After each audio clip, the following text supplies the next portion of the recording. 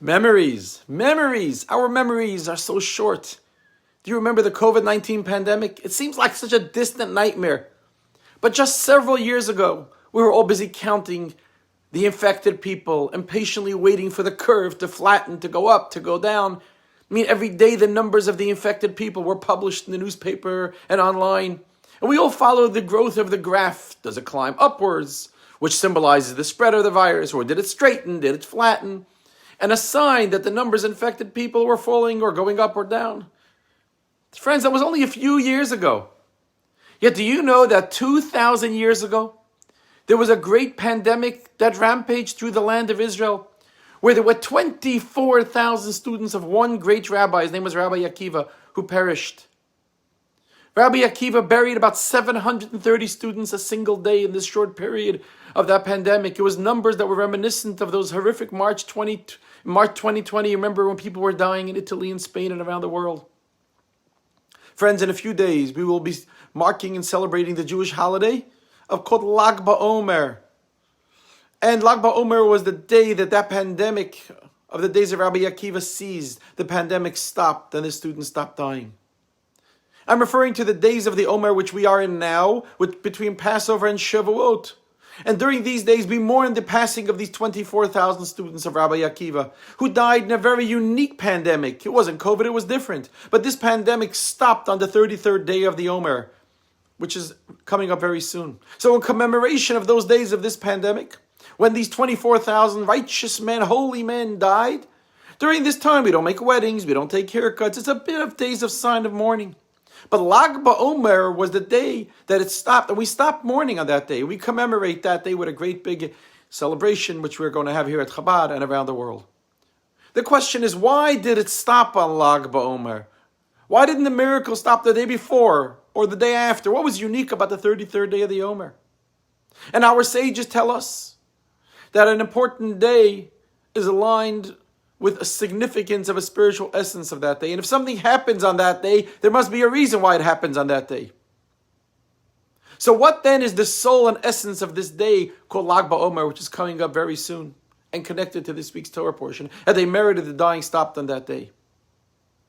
A few decades after the end of the plague, another monumental thing happened on Lag BaOmer, and that is that one of Rabbi Akiva's students who did survive the plague, his name was Rabbi Shimon Bar Yochai. He was known as the Rashbi, buried in Miron. He passed away on that day, when his soul reached the peak of its ascension. So what is the connection between these two historical events, the end of the pandemic and the passing of Rabbi Shimon Bar Yochai? Our Rebbe found a beautiful connection of these two events and a very powerful, meaningful lesson to you and I. A life-changing element that may save and give new life to struggling or maybe even toxic relationships. Friends, who was this Rabbi Shimon Bar Yochai that passed away on Lag BaOmer many years later? It was known that this Rabbi Shimon Bar Yochai stopped this plague and he fixed the cause root of the problem that people got infected spiritually and died during that period of time. You see, these 24,000 students that passed away were classmates of Rabbi Shimon Bar Yochai, but they passed away during that time because they didn't know how to live. Because Rabbi Shimon Bar Yochai, he pioneered a very different revolutionary approach to life and living. A revolutionary approach that teaches us how to live and prevent anything remotely contrary to life. Because the root cause of the deaths of Rabbi Akiva's students was Shalei Nahagu Kavod Zeh Bazeh. They didn't respect one another. You see, the atmosphere in Rabbi Akiva's yeshiva where he studied and he taught was one devoid of uniqueness and individuality. This study hall was so uptight, so tense, that there was no room left for a variety of opinions. The word in Hebrew for respect is kavod. It's related to the term heavy or weighty. In respect-based principle relationships, each party is completely balanced by his gravitas and his weight, like a weighted scale. It is secure in its core and equilibrium. Respect, kavod-based relationships have weight to them. He's not just a tool for realizing the love of another, but a complete person who stands in his own right with a unique character, their own personal approach, their virtues as well as their faults. Yet on the other hand, the opposite of honor, the opposite of kavod, is light and easy and weightless. You see, in disrespectful relationships, the other loses his weight, his heft, his unique place. And you know what happens? Then they feel worthless, they feel weightless. So the losing of honor sometimes happens unintentionally. We don't intend to diminish the other, but inadvertently suffocate them and deprive them of their space.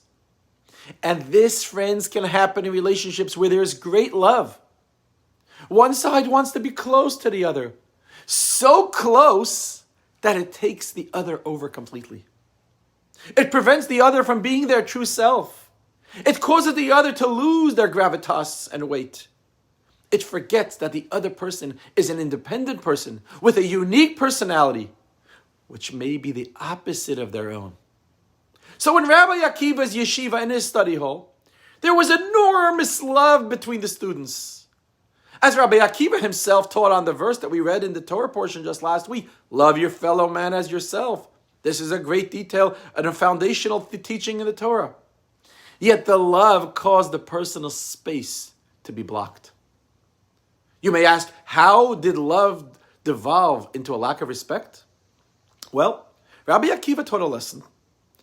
He gave a class, and then his students gathered to discuss the meaning of their master or their teacher's words.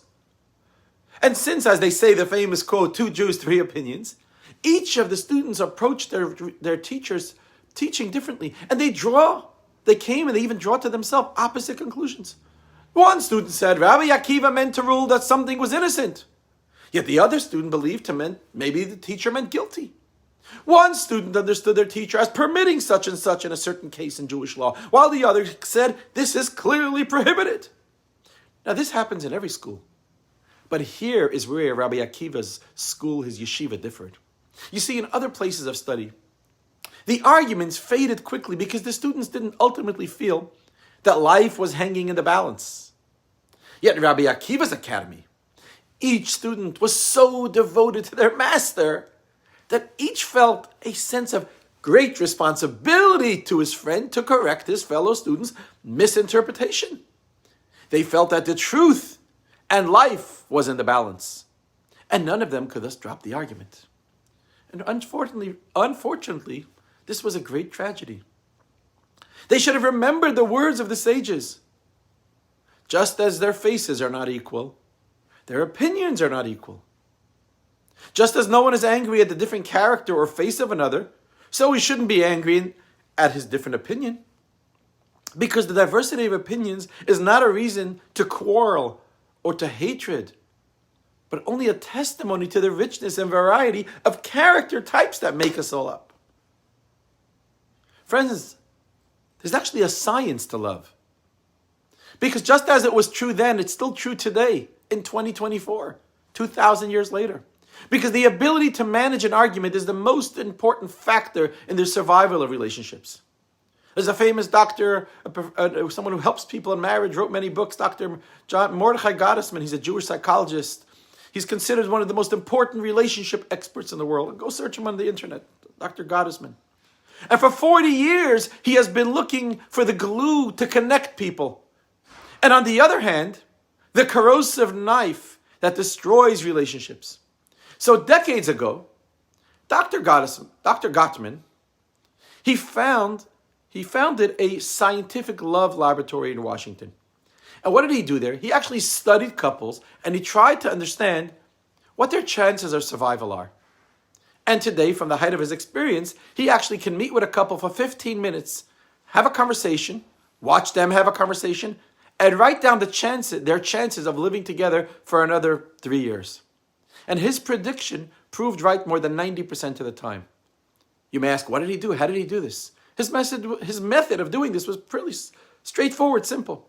Dr. Gottman, he brings up a topic for discussion and follows the way that the couple conducts the debate. And he asks simple questions like, who will be the one to leave work early to take the child out of kindergarten?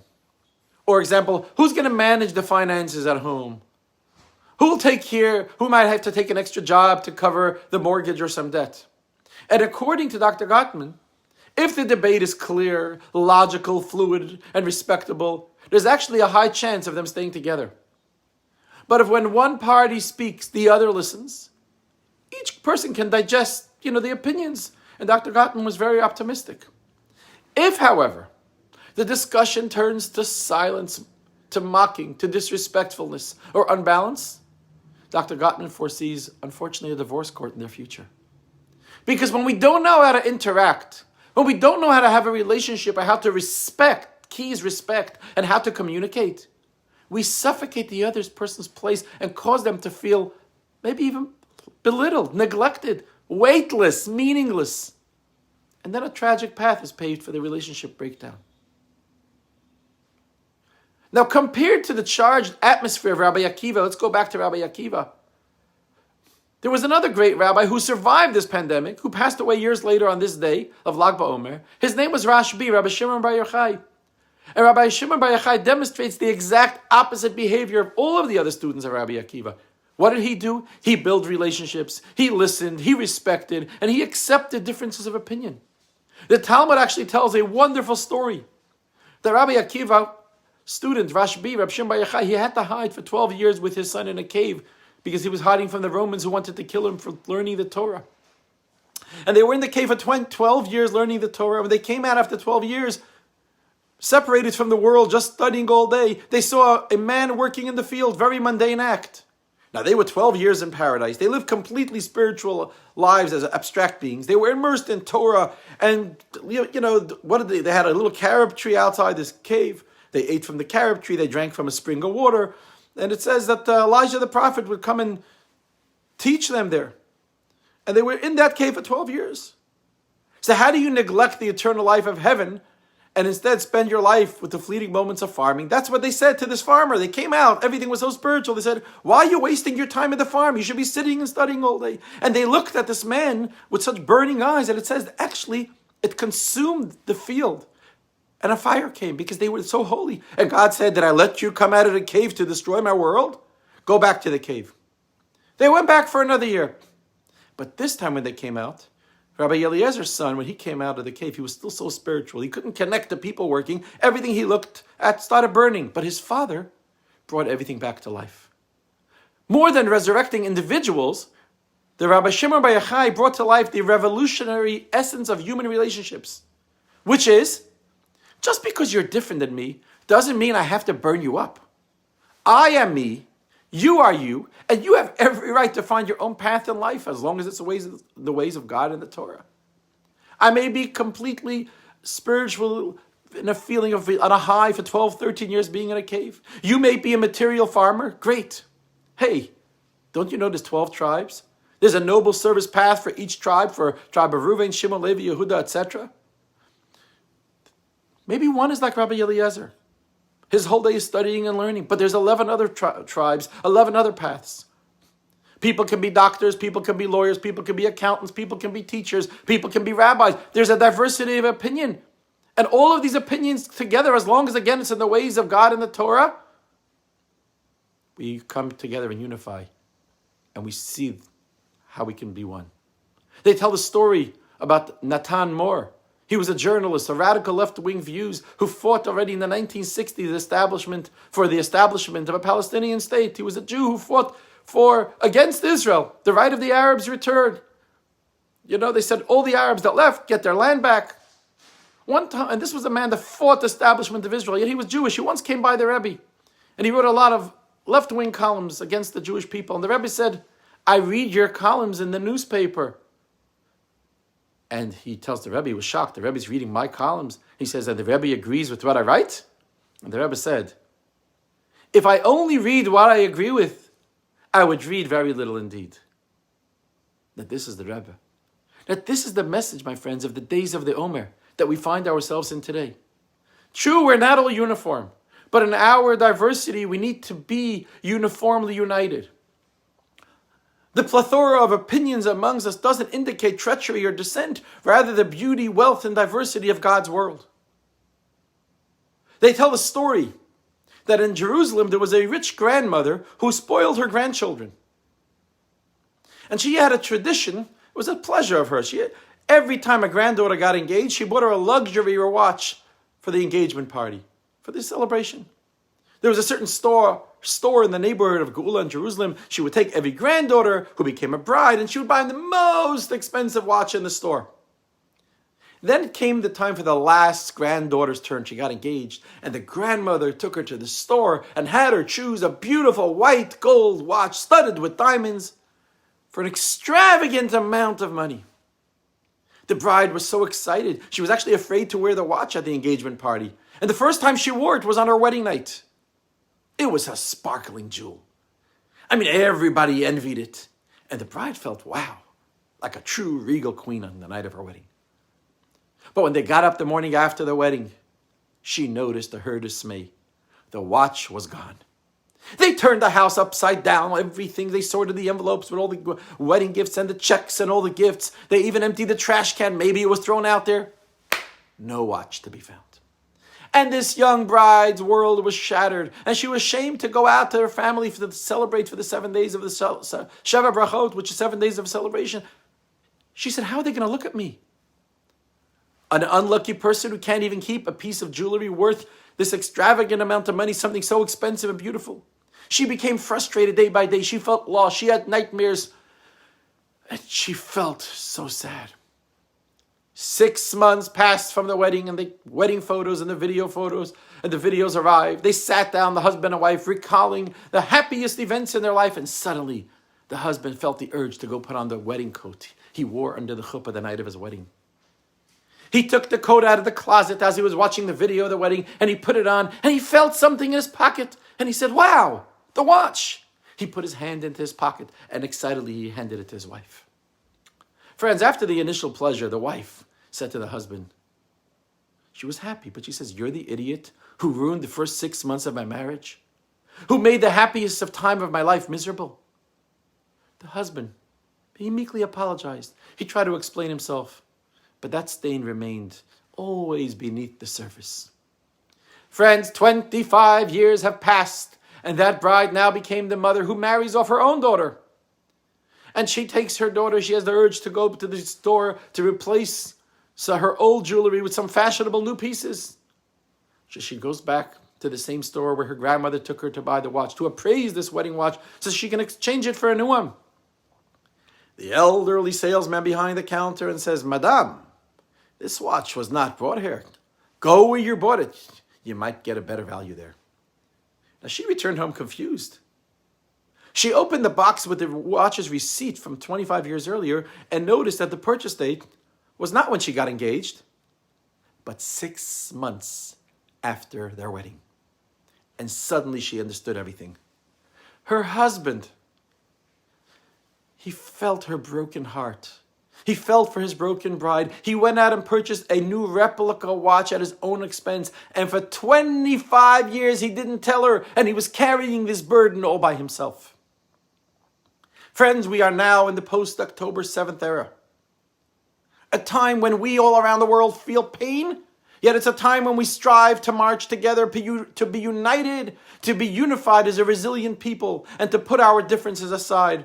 And to see that we are all really one for all for one.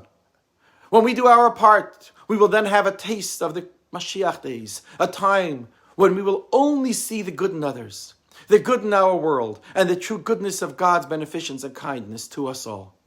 May this happen speedily in our days. Amen.